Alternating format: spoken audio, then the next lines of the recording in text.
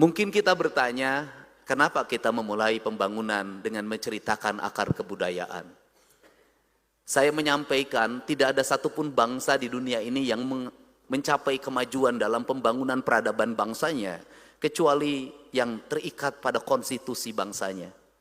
Konstitusi di negara-negara maju itu adalah konstitusi yang mempertahankan nilai tradisi yang terjadi pada masanya, dan dia dalam bentuk dalam konstitusi. Inggris bangunannya tetap masa lalu, Amerika bangunannya tetap masa lalu. Indonesia punya bangunan masa lalu adalah hanya dua, satu cerita sejarah, yang kedua adalah peninggalan kolonial. Pembangunan bukan rangkaian teknokratik yang hanya didasarkan pada pikiran-pikiran akademik. Pembangunan bukan kalimat-kalimat fakta yang ditulis dalam buku-buku peraturan daerah tentang anggaran belanja pembangunan daerah. Pembangunan adalah ritme sejati tentang keselarasan manusia dengan alamnya.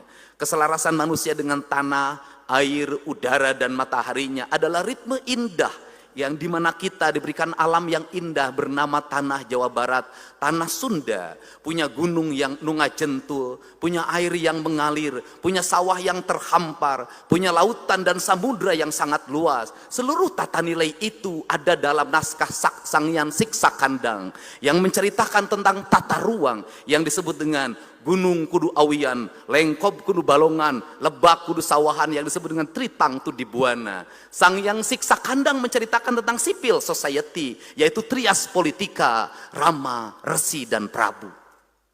Seluruh nilai-nilai itu kita tinggalkan, seolah kita akan menggapai masa depan, seolah kita adalah kaum akademik yang tidak perlu catatan masa lalu, seolah kita akan pergi ke depan dengan hanya menggunakan buku kesempatan kita yang kita bangun dalam narasi-narasi politik.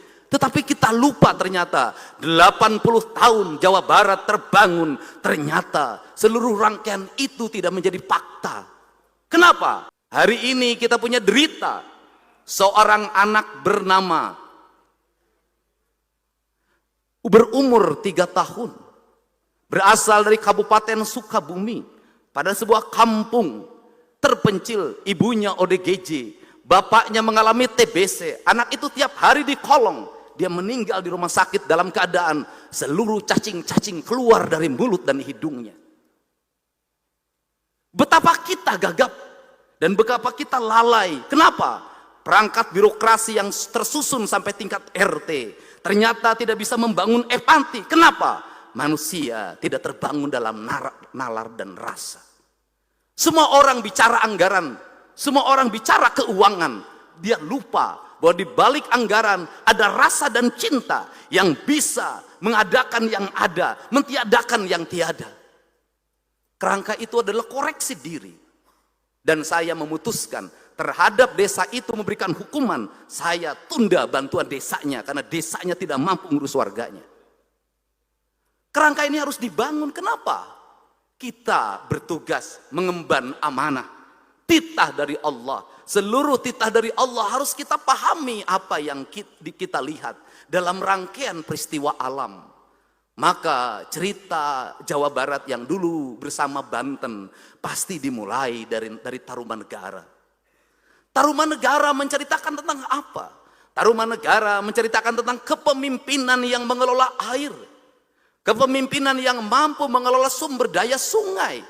Yang mengelilingi daerah Bekasi yang diawali dari Bogor. Maka Tarumanegara menceritakan tentang peradaban air. Di mana kepemimpinan mampu menguasai hulu sungai dan daerah aliran air. Serta muara yang pada akhirnya bisa menguasai lautan utara. Cerita itu bukan cerita mistik, tetapi cerita fakta bahwa bangunlah peradaban Jawa Barat dengan apa?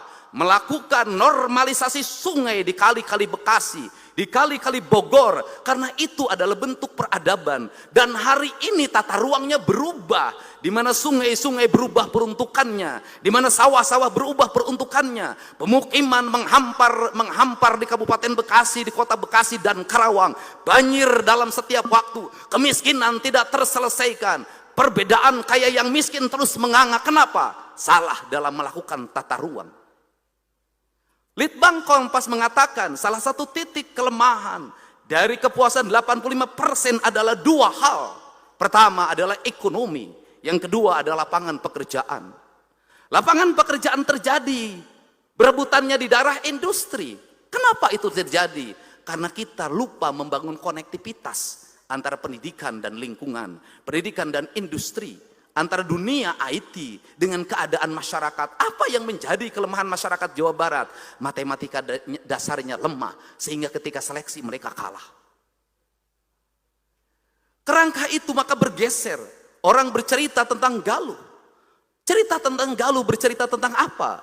Bercerita tentang bagaimana sebuah Tatar Selatan dibangun dalam kekuatan empati publik, di mana ada heroisme pengorbanan seorang manusia demi kemanusiaan, demi keadilan, yang pada akhirnya Galuh menceritakan tentang apa? Persenyawaan antara utara dan selatan. Persenyawaan antara budaya pegunungan dengan budaya pesisir. Dan kemudian ada kesadaran kolektif tentang Pakuan Pajajaran. Kemudian di situ bicara tentang apa? Tentang budaya menulis di atas batu. Budaya menulis di atas batu mencerminkan apa? Sang Hyang Siksa Kandang mengatakan, Rama itu perumpamaannya itu seperti tanah. Resi seperti air. Prabu itu seperti batu. Maka Gurat Rama adalah civil society, keluarga yang harmonis adalah gurat tanah. Kepemilikan hak atas tanah adalah kekuatan sendi yang utama bagi sebuah masyarakat civil society. Gemah ripah, repeh rapi. Tidak mungkin civil society itu menguasai sebuah wilayah dan dia tidak memiliki hak pemukiman. Maka kebijakan berikutnya adalah hak kepemilikan atas tanah yang melahirkan hak kepemilikan pemukiman yang layak. Itu harus menjadi sendi utama. Disitulah Rama. Resi adalah lambang dari guru, dosen. Maka dia punya karakternya air. Dia jernih, dia menenangkan. Kemudian dia mensucikan. Seluruh rangkaian itu ada dalam piranti-piranti independensi pendidikan. Independensi yang harus dibangun, di mana guru tidak boleh berpihak pada apapun, maka guru berpihak pada satu, kebenaran yang objektif. Kemudian Prabu, maka Prabu itu adalah gurat batu, maka dia menulis dalam batu, meskipun menulisnya sulit, meskipun banyak tantangan yang dihadapi, meskipun ada gelombang penentangan yang berlangsung, tetapi seorang Prabu harus punya keyakinan bahwa yang dia tuliskan adalah bukan untuk dirinya, yang dituliskan bukan untuk popularitinya, yang dia tuliskan bukan untuk elektabilitinya, yang dia tuliskan adalah cerita catatan masa depan, di mana kepemimpinannya menjadi legacy bagi pewarisan kepemimpinan ke depan. Lahir orang yang tercerdaskan lewat tulisan itu. Maka itu ada dalam cerita Galuh Pakuan. Kemudian kita akhirnya memasuki sebuah era di mana Kacirbonan menebarkan sebuah nilai baik yang dia terbangun dalam harmoni Tatar Sunda.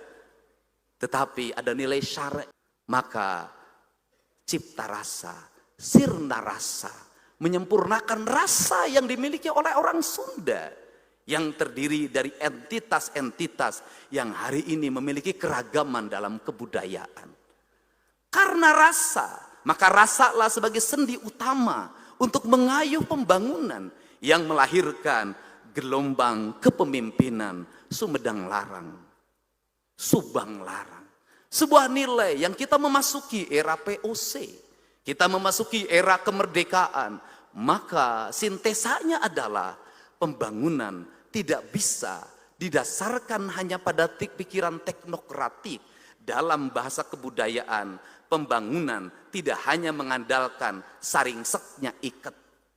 Tapi pembangunan harus dibangun dalam kekuatan kancing caringcingnya kancing. Apa itu? Pembangunan bukan hanya mengandalkan intelektual cohesion, tetapi pembangunan harus dibangun dalam piranti emosional cohesion dan spiritual cohesion. Seluruh nilai-nilai itu adalah sistem nilai pendidikan yang diajarkan dalam ajaran Pancawaluya. Maka manusia Sunda itu adalah manusia yang cager, bager, bener, pinter, singer. Maka Pancawaluya harus dibangun dalam sebuah gerbang. Maka hari ini pemerintah Provinsi Jawa Barat mengedepankan sebelum masuk ke Pancawaluya, maka kita harus masuk ke wilayah gerbang Pancawaluya. Maka gerbang itu bertujuan mengantarkan sebuah nilai ajaran yang pada akhirnya manusia Sunda, manusia Jawa Barat itu apa? Kaluhur sirungan, kahandap akaran.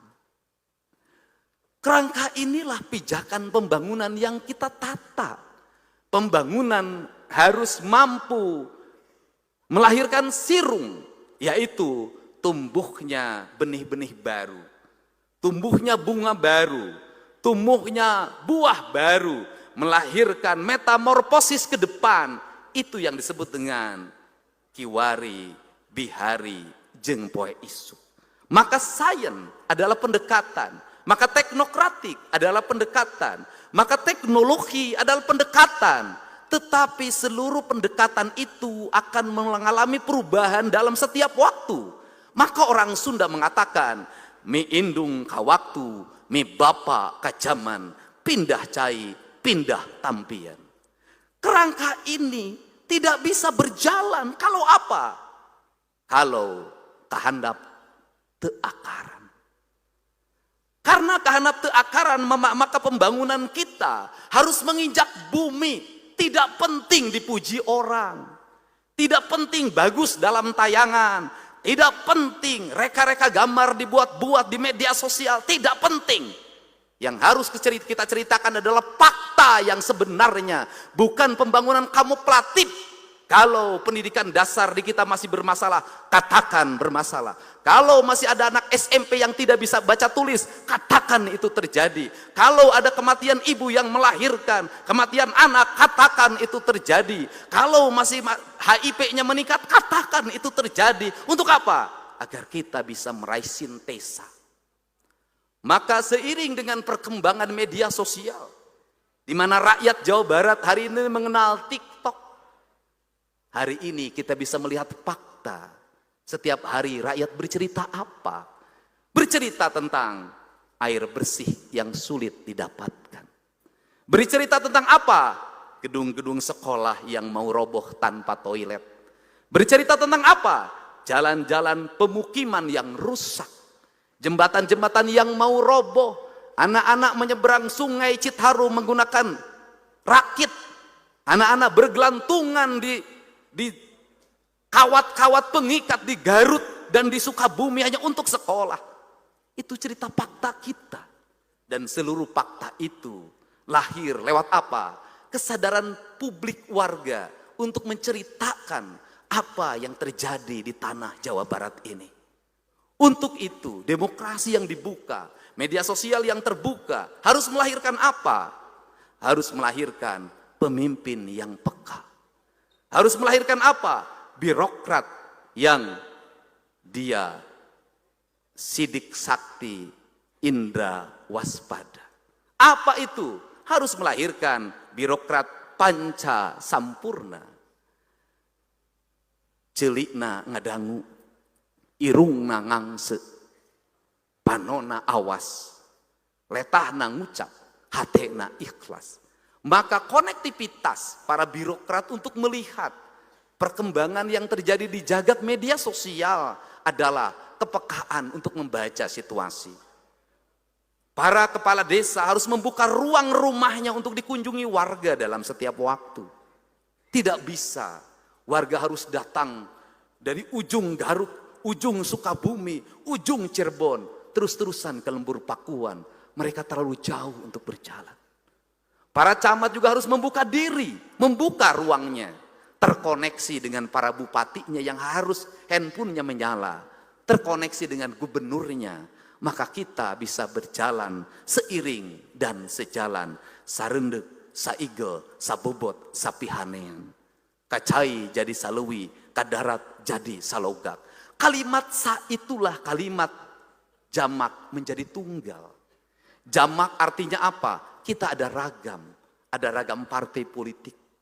Kita ada ragam daerah, kita ada ragam kepentingan, ada ragam baju, Tetapi seluruh keragaman itu manakala didorong oleh kebeningan hati, maka akan lahir kemanunggalan, yaitu kalimat sa, kalimat yang mempertautkan, kalimat yang mempersatukan, kalimat yang menyatukan, yang tanpa jeda, bahwa di antara kita yang bekerja, baik legislatif, eksekutif, yudikatif, dari mulai gubernur, para ketua DPRD, para wakil ketua, para anggota, dan seluruh sampai pada tingkat RT, RW, bupati, wali kota, lurah, camat, kepala desa, kuwu, ada yang menyatukan, yaitu kalimat ilah, la ilaha illallah.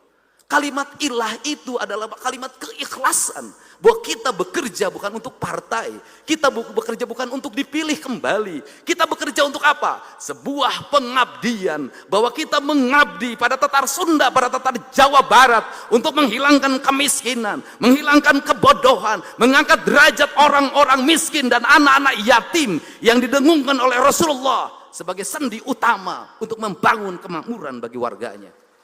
Inilah kerangka pijak, inilah yang harus dibangun di antara kita. Kita membangun bukan untuk 5 tahun. Kita membangun bukan untuk 10 tahun. Kita membangun bukan untuk kita. Kita membangun untuk masa depan anak cucu kita. Kita dititipi Gedung Merdeka ini, hasil karya kolonial. Kita dititipi Gedung Sate, hasil karya kolonial.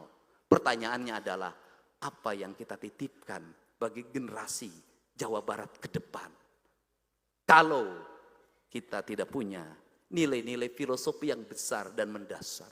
Untuk itu, semoga pembangunan di Jawa Barat, lembur diurus kota ditata, adalah rangkaian lagu yang tidak pernah berakhir dalam irama angin, irama air, irama matahari, dan kemudian pada akhirnya bisa memaknai simbol-simbol peradaban yang sering kali orang mengatakan kemusyrikan. Simbol peradabannya apa? Orang Cina mengenal yin dan yang, maskulin dan feminin. Sebagai bentuk peradaban dia mensimbolkan filosofi tentang manusia. Orang Sunda itu punya 3 simbolisasi. Yang pertama, kalau Laut Selatan itu mengambil filosofi kebudayaan Jawa, maka dilambangkan dalam simbol putri yang cantik bernama Nyi Ratu.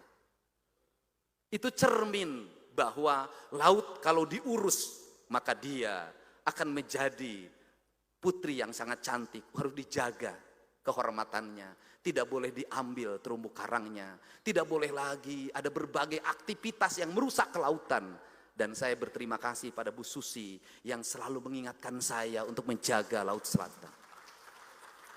Kemudian yang kedua, simbol dari gunung dan hutan, maka orang Sunda mengatakan itu adalah Abah, Eyang, Uyut, Siliwangi, Maung, Pajajaran.